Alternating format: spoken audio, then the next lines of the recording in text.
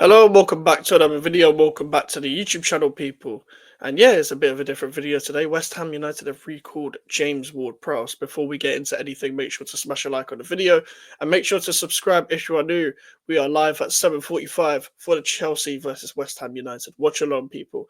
And we'll have a couple of videos out today, um, depending on when the Ferguson thing gets announced. And also, I'll have a different video, not about West Ham, just talking about a transfer that's happened over the past couple of days, giving you my opinion on that as well. But yeah, James Ward-Prowse has been recalled. Let me get the full tweet by David Ornstein, very random tweet, uh, because he quote tweeted his own tweet to correct himself. James Ward-Prowse to rejoin West Ham from Nottingham Forest.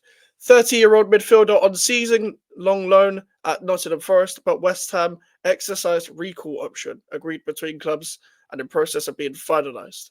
Potter keen to use Englishmen. Yeah, right. And then he corrected himself, saying that there was no formal recall option in Ward-Prowse's loan deal.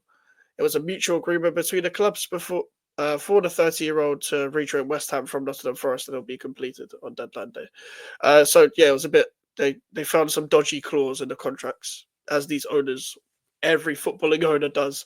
Um, and obviously, you can't. I don't think you can recall anyone before the 15th of January. I'm pretty sure. So I'm not too sure about that. But here's my thing with Ward-Prowse. Yeah, Ward-Prowse was here at the start of the season, and he didn't play that much. He didn't play that much. He was here at the start of the season. But I'm trying to figure out what games he made an appearance on. I don't know whether he must have come on against like Aston Villa at the start of the season, or I don't think it was Palace. But he played against Bournemouth in the cup. We played a midfield of Ward-Prowse, Alvarez, and Suchek. Oh my god, that cup game was horrible. Um, my whole thing is with Ward-Prowse. I've actually defended him quite a bit, and some of you already know that I've defended him quite a bit because of the whole David Moyes situation. Um, when he was playing under Moyes, he was playing as a 10 and a left winger, and the guy's not creative enough to be a 10. It kind of benefits more his pressing game, his off the ball work, because he hasn't got the energy or just the engine in general to really play as an 8 nowadays in football, even though that is his position to play box to box, because that's how he played at Southampton, as I went through about a million times. Uh, but this is my thing now.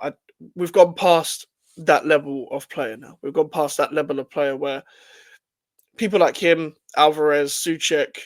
I know Suchek's been playing well, but I'm just saying for Potter's system, them three, Rodriguez, like etc. All the midfielders that we have, they all need to be upgraded on.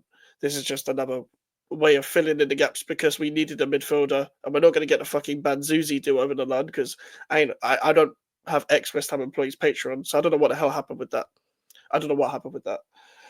We're not getting that Banzuzi guy from that Belgian club or whatever. So is what it is. But will Ward-Prowse play? I'm not too sure. I'm not too sure. It seems that Alvarez and Suchek seem to be the go-to pivot. Maybe he's an extra option in the 10 thing, but I don't really think this solves much. If I'm being 100% honest, man, I don't think this solves much. Just an extra number on the bench. The guy didn't start for Nottingham Forest. Well, I think the last time I remember him starting was the time they beat Liverpool, and then after that, we didn't see anything of him. Well, I think he started in that Chelsea game, got sent off, and then we didn't see him start again. I could be wrong though, but they don't really need to start him. They've got Dominguez, they've got Ryan Yates, they've got Elliot Anderson all playing in a pivot. They've got Sangare when he comes back. They've got Danilo. They really don't need him. They don't need him, and he hasn't been good enough. I guess in a short period of time he's been there, which I guess doesn't really surprise me.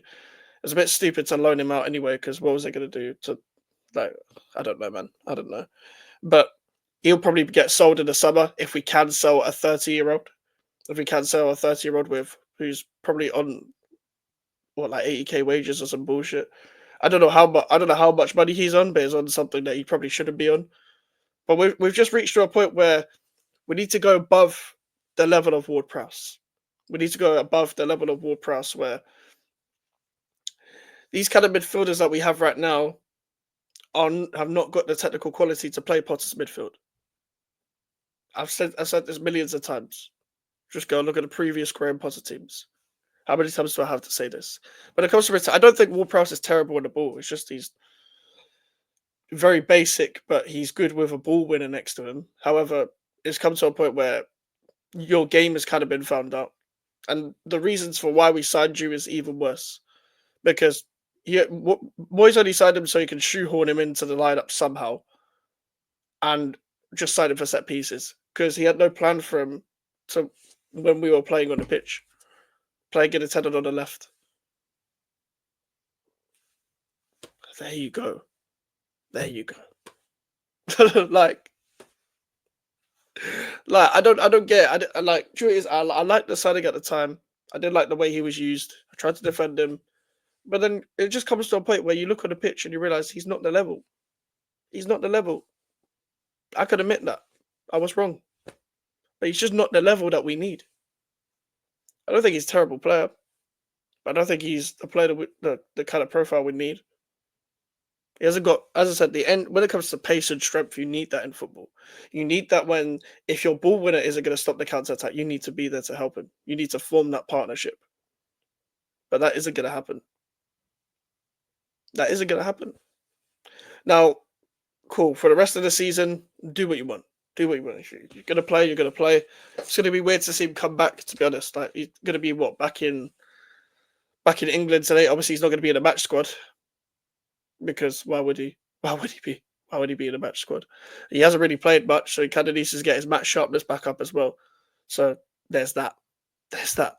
But listen, people, we're gonna have 2 other videos today and a live stream, depending on the Evan Ferguson thing that happens. Not gonna have a deadline day stream because I ain't got time. But also we play today. I would have a deadline day stream today, I guess, if we weren't playing today, but it is what it is. Make sure to leave a like on the video. Make sure to subscribe if you're new.